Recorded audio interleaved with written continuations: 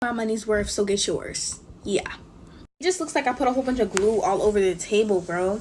Ghost in the Backyard edition. Like, So this happened when I was in elementary school. I was definitely a little kid, and I remember I was in my like room at the time, and I was like doing something with my sisters. I cannot remember, but I was at my dad's house, and I remember that room always gave me the heebie-jeebies at nighttime because it was just creepy. I don't know, but I loved being in it in the daytime because of the windows, right? The way this room was kind of set up was that I can see kind of half of the front yard and then the backyard, right? I can see that. Now, I remember like minding my business with my siblings and then seeing like a man walking along the sidewalks in front of the house. Now, this man kind of had his head down and he looked like he was minding his business. So I'm not thinking it's a big deal. Time goes on, my sisters go to their room, and I completely forgot that this man walked by, right?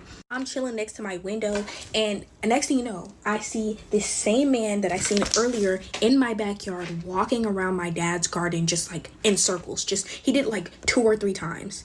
I'm looking at this man, like full on staring at him. He doesn't make eye contact with me once, and then I see him like kind of walk in the direction where my window is to kind of hide behind our playhouse. When he ducked behind like the playhouse, I ducked too. So I duck and I'm like kind of peeking over my bed through my window. I see him get up, make direct eye contact with my window, walk into like this corner where this like old tree was, and he's just there.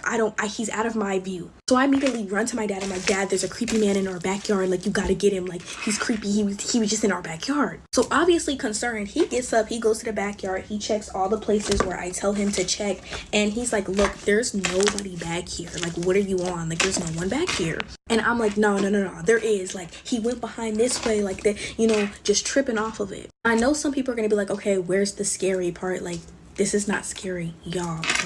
To describe my old house and its backyard, we had this huge fence that like you couldn't climb up unless you had some type of assistance. You needed assistance to climb this wall. So everybody's looking at me like I'm crazy because what are you talking about? Like, there's nobody back here. And I'm just trying to like explain myself, like, I promise I'm not crazy. Like, I'm not making this up. I'm not gonna say they didn't believe me, but I feel like they definitely thought I was tripping. I remember in that same night, I seen this man standing by my bay window, and I was terrified, and I hardly ever slept in that room again. So that's the scary part, and no one believed me. And I know a lot of y'all don't believe my story times, but I couldn't make this up, y'all. Like, that man was in my backyard. Scary things that happened to me growing up while I make slime. Instead of giving y'all like one scary thing that happened to me per video, I thought to give y'all like a couple of video. I don't know. Get your money's worth and let it drain.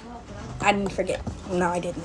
First thing on the top of the list is the mountain lion experience. So I grew up in this small town called Monrovia, and when I tell y'all, like, there's so many bear break-ins and mountain lion sightings in Monrovia, like, it's insane. So my grandfather, he had this avocado tree in his front yard, and I remember I was outside swinging on it like Tarzan, okay?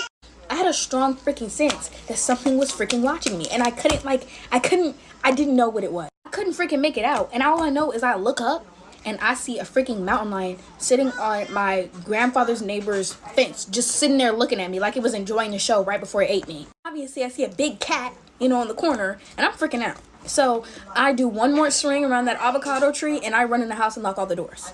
Yeah. Second on the list is when I almost drowned at a beach. Yeah. As y'all know, I've almost drowned like at least 3 or 4 times, to be fair. This time I was at Laguna Beach in California, and I was like in the ocean, right?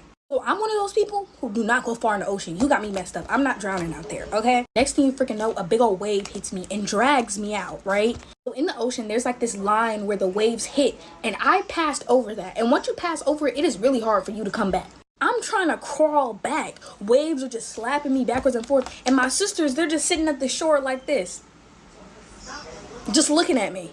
In my head, I'm like, at least the last thing I see is like my sister smiling, and I just close my eyes ready for it all. And I think what really saved my life was I felt a fish on my foot, and I just started crawling, y'all. I started to crawl. I defeated all odds that day, and I didn't drown in the ocean. Yeah. And my sisters, they were just laughing at me when I came back, and I was just like, wow, like, y'all don't really love me. They were talking about, what can I do? I don't know, go get an adult? Like, ugh. Last story of the day is when my older cousin whipped me in front of my friends. Yeah. So me and my other cousin, we ended up making a mess, right? And we were supposed to clean it up. But instead of me cleaning it up, I was like, I'm not cleaning this up because I didn't do the mess, right? So I went outside. And my mom was like, oh, for real? You think you big like that now? And I ran away to the neighbor's house. And I was just outside playing with them.